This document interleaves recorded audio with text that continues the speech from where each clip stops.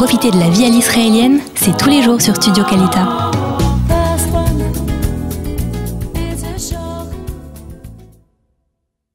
Et nous sommes avec Isabelle Cohen, une guide et auteure qui nous donne des idées pour se balader avec nos enfants. Et on peut emmener nos maris aussi, non? Oui. Nos maris, nos mamans, nos cousins, cousines, invités qui viennent rendre visite de France. Voilà, exactement, pour les vacances. Alors là, je crois qu'on va parler bien d'un Nahal très connu des Israéliens, parce qu'il s'agit du Nahal Prat.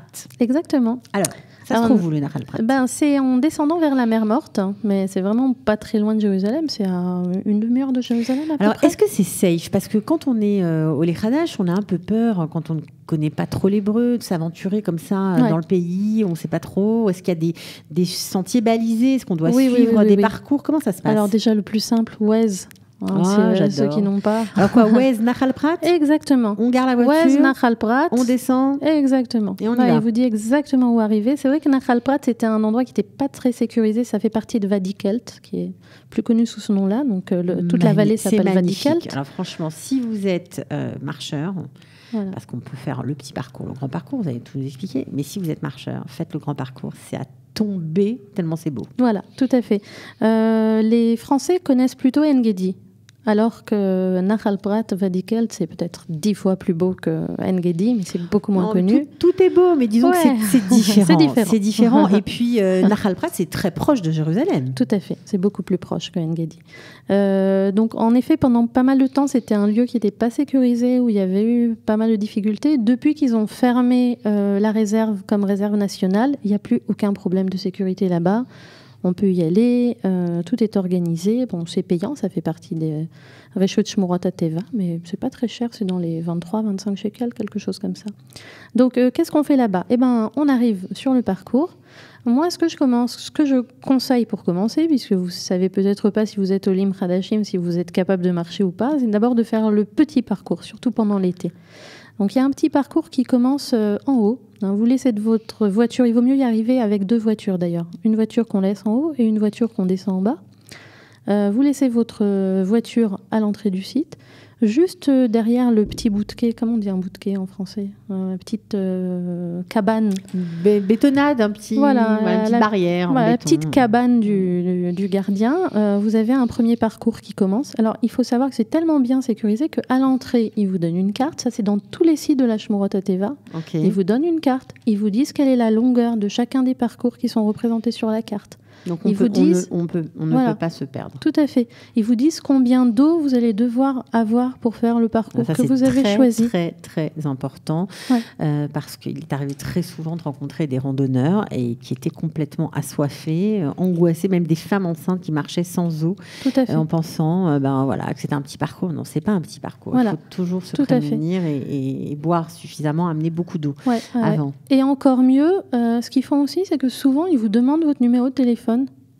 Pour être capable de vous contacter si à la fin de la journée, ils voient que la voiture est encore sur le site. Parcours. Pour ceux qui font le grand parcours, non, ils font vraiment très attention et il faut respecter ces règles de sécurité. Non, mais on y fait quoi? On marche dans l'eau, on marche dans la montagne? Alors on est dans la montagne, mais c'est la montagne dans le désert. Donc, derrière la petite cabane, et on commence à descendre. Il y a une descente qui va prendre 20 minutes pour quelqu'un qui a l'habitude de marcher. Mais avec des enfants, des petits, ça peut prendre bien 40 minutes, 1 heure. Voilà, donc c'est vraiment un petit kiff. Okay. Et on descend jusqu'à la vallée. Et dans la vallée, là, vous avez l'eau. Alors avant d'arriver à l'eau, d'ailleurs, il y a un petit monastère. Un monastère qui s'appelle le monastère de Kharitoun. Très joli. Voilà, on raconte que ce Kharitoun, c'est un homme qui était passé sur le chemin à une époque où il y avait de nombreux brigands qui l'ont dévalisé, qui l'ont attaché, qui l'ont enfermé dans leur grotte dans laquelle ils cachaient toute leur richesse.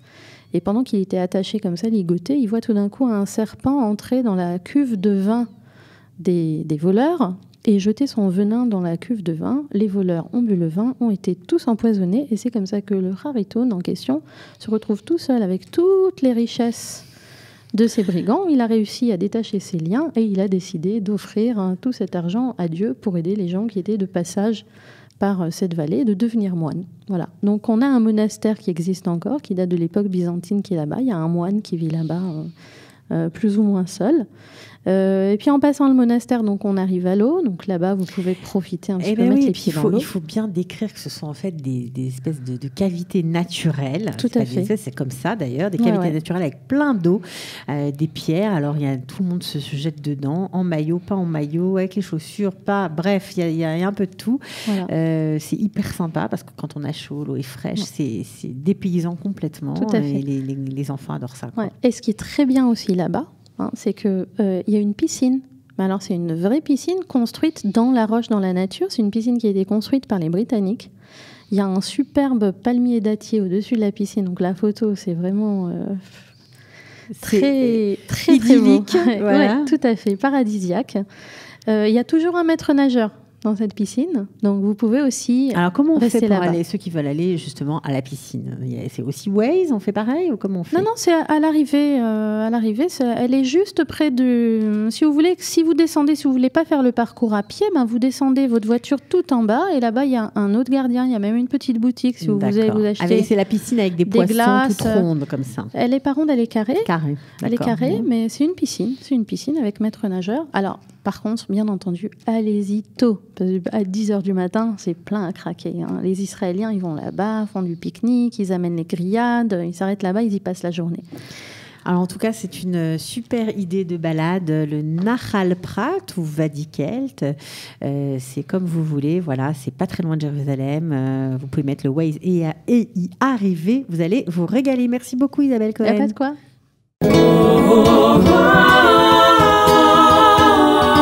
Les bons plans pour profiter de la vie à l'israélienne, c'est tous les jours sur Studio Kalita.